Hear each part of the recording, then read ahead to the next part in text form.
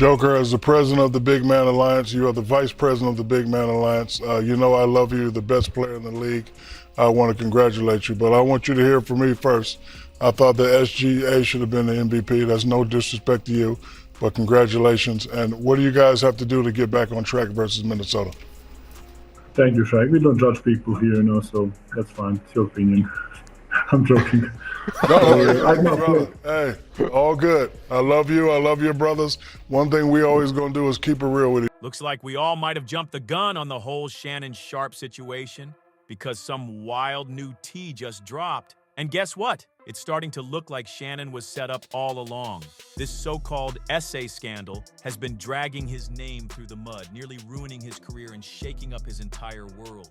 Most folks already labeled him guilty without a second thought. But with this fresh info coming to light, Shannon might not be the bad guy after all. Here's where it gets messy, because now it's looking like a whole conspiracy has been brewing behind the scenes. And the target? Shannon. And get this. Chris Brown is throwing his full weight behind Shannon, adding even more smoke to the fire. Some fans are straight up convinced that big names like Oprah and Tyler Perry could have been part of a takedown plan.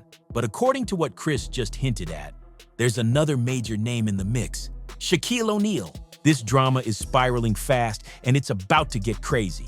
If you're wondering why people think Chris is defending Shannon, here's the scoop. The two are actually real tight. Chris even pulled up to Shannon's club Shay podcast, and the vibe was strong the whole way through. We're never going to see another guy Shaq's size with his athleticism that was as dominant as him. Shaq should have 5 MVPs. He sees a guy like Nikola Jokic that's not as dominant as him and gets 3 and 4 years. But see, when you historically great, they talk about you as great basketball player, the GOAT, and Shaq is never brought up. And I think a part of him is envious of that. When we talk about the greatest basketball players of all time as far as the GOAT conversation, Shaq's name is never brought up in that? Yeah. It's hard for me to put somebody in the GOAT conversation with 1 MVP. Regular season. It's hard, Gil. So we're going to take somebody with 1 regular season MVP and put him in front of people that got 3, that got 4, that got 5. If Shaq would have had, if he'd had my work ethic, he'd have had 40,000 points. Behind the scenes, their bond seems even deeper. And one thing about Chris Brown, he's loyal when it comes to his crew. Say what you want about him, but when it comes to defending his people, Chris doesn't play.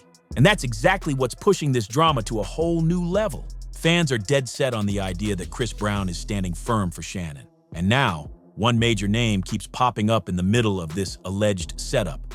Shaquille O'Neal. Yep, the big man himself. But why would Shaq want to tear down Shannon's whole world? Turns out there's been tension brewing between them for years. Word on the street is, Shannon and Shaq have had low-key beef simmering in the background for a while, but things finally exploded in 2024. The breaking point? That whole MVP mess involving Nikola Jokic. Once that drama hit the spotlight, it got toxic real quick. The back and forth between Shaq and Shannon started flying on social media and in their podcasts. But Shaq didn't stop there. He dropped a diss track. Yes, a real diss track. Who had Shaq dropping bars on Shannon in 2024? Literally nobody. And it wasn't some playful jab either. It came off personal. But hey, considering how unhinged 2024 turned out to be, maybe it kind of made sense. Remember when Cat Williams warned us that 2024 would be the year all the industry masks came off? Well, he wasn't lying. So here's how the whole mess started. Shaq sat down for what was supposed to be a regular interview with Nikola Jokic after his 3rd MVP win. But instead of showing love and keeping things classy, Shaq blindsided him.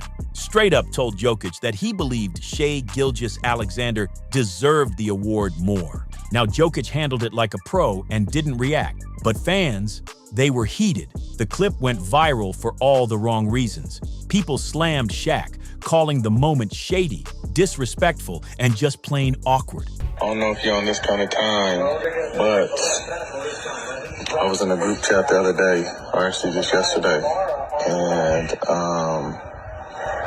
Shaq said he's paying top dollar for any information on old boy. So, again, I don't know if you're on that kind of time or not, but Shaq is known to throw large sums of money around, so just want to put that out there. I ain't quiet. Hey, he said, please, please, please keep it quiet. He said that Shannon did some shit back to him a while back, and he's been off him. So that's why he's doing this, but please, please, please keep his name quiet. Basketball fans weren't feeling it at all. They started calling Shaq out for always making things about himself, even if it means stealing someone else's moment just to drop his unsolicited opinion. That moment didn't just spark backlash. It may have been the match that reignited his feud with Shannon. That's when Shannon Sharpe officially jumped into the ring. And trust, he didn't come to play. On his Nightcap podcast, Shannon unloaded on Shaq, calling him out point blank for being salty and, according to him, secretly jealous of all the success Nikola Jokic has been stacking up. You could tell Shannon had been waiting for the perfect moment to air this out. But the moment Shaq caught wind of Shannon's shots, oh, it was on. He didn't let it slide. He hit back hard on Instagram. And let's just say, Shaq cleared his schedule to go in. He posted a screenshot showing Shannon ranked number 51 on some NFL 100 greatest characters list. And that wasn't even the punch. It was the caption that really blew everything up. Shaq snapped back with a post that dripped with shade. No more jokes, no more jabs. This was personal now. He wrote, "You took me sticking up for Shy as jealousy. Shows how smart you are and how you say anything to get clicks. So here's some clickbait for you."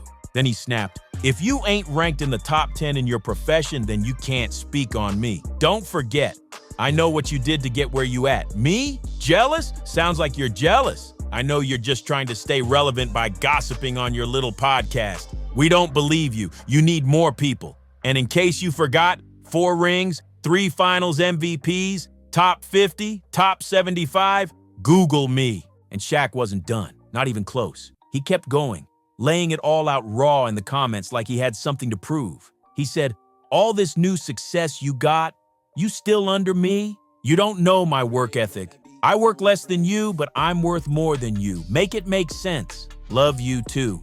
Then came the shade wrapped in fake love. "If you need help making money, there's better ways than gossiping. I'm too old for this mess. Love always, the most dominant big man ever who never took it serious." And just when folks thought he'd let it go, Shaq hit him with another jab.